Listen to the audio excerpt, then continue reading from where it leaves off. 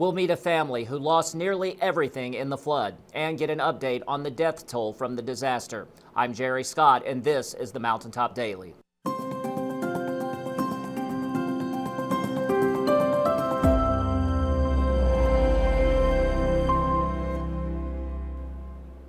So many families around our region are hurting after losing their homes, their cars, and their possessions in the flood that swept through the area over the weekend. Today, Sheldon spoke to one Pike County family who lost all three. They shared their story to bring attention to the tragedy that so many are facing. Displaced families and residents were crowded into the Williamson Fieldhouse Tuesday by the hundreds, seeking shelter, with some having lost everything in this past weekend's devastating flood. One family with 4 children were huddled on cots near the middle of the field house. The father, Joseph Klein, recounted the terrifying experience that brought them there Tuesday. Well, when the water came up, people had already kicked in the doors to the gas station to start stealing crap, I guess.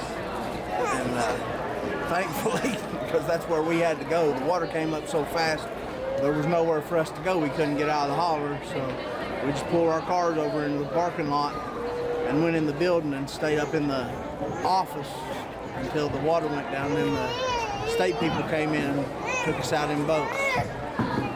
Klein's fiancée, Tesla Adams, said the family of 6 lost their home, both vehicles, and most of their belongings in Marbone. I mean, it's been a great loss, but at least all of my kids are safe and we're warm now, so I'm happy at least we're okay. The couple's 3 sons remembered most vividly the exposure suffered while waiting for help, which came in the form of swift water rescue boats. Well, it was really scary. It was very scary. We had to stay up in our office, we had to sleep on the floor. It was hard.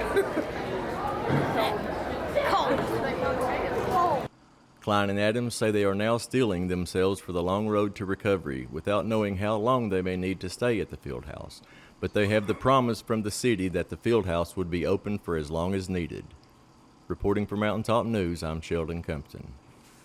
During his update today on recovery efforts from the flood the state is currently experiencing, Governor Andy Beshear revealed that the death toll has now risen to 14. The 2 latest deaths were a homeless man and woman in Jefferson County who died from exposure. Those are in addition to the deaths of 3 men in Pike County, 1 man in Floyd County, a woman and child in Hart County, a woman in Washington County, 1 man each in Hart, Nelson, Hardin, and Clay counties, plus 1 more death for which no information was given.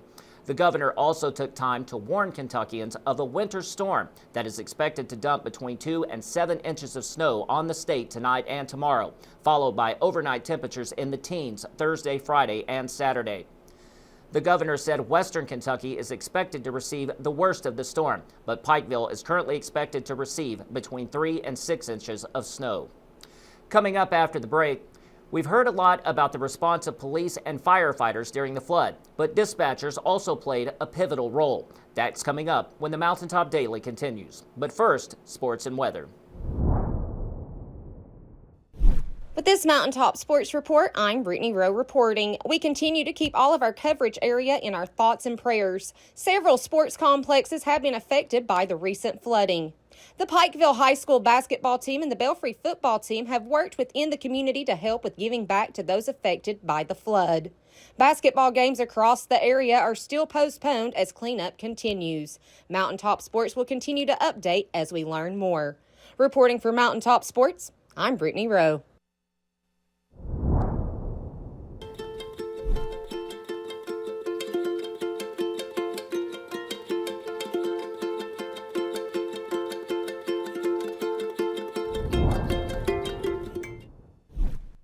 What makes Appalachian Wireless different isn't just our reliable service or great deals, it's our people. Whether it's helping you find the perfect plan, the latest device, or just answering your questions, we're here for you every step of the way. Our amazing customer service and sales teams are right here in your community, making serving you personal. At Appalachian Wireless, you're not just a customer, because we know you. We are you.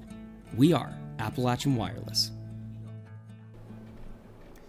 During times of disaster, we often hear of the heroic efforts of police, firefighters, and EMTs who often risk their lives to save others.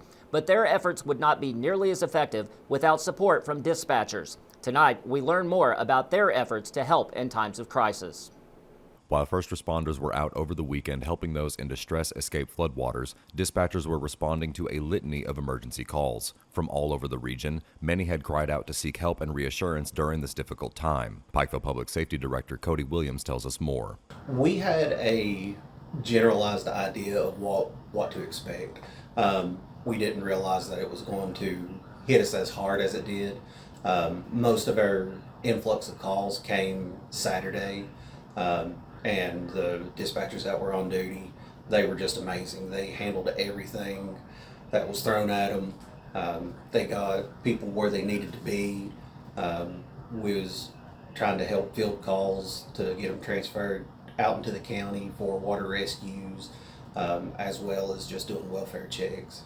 Dispatchers want to extend their thanks to surrounding organizations for their support throughout the disaster. They will continue to respond and direct callers to where they will be safest. I just want to say thank you to the Appalachian Wireless Arena staff, the staff at Texas Roadhouse and Drake's, as well as other community members. Everybody has just been amazing to all the first responders. You know, the three that I mentioned there, they fed us well. So we're extremely grateful to them. And just want to thank the Pikeville Fire, Pikeville Police, Coal Run Fire, and Coal Run Police for just such an excellent job that they done. Like I said before, it's truly a humbling experience watching these guys work, and I feel very blessed to be a part of it. Reporting for Mountaintop News, I'm Nick Collum. That will do it for this edition of the Mountaintop Daily. Be sure to check us out at 6 p.m. every weekday on Mountaintop TV, the Mountaintop TV app, and the Mountaintop News Facebook page. With your Mountaintop Daily, I'm Jerry Scott for Mountaintop News.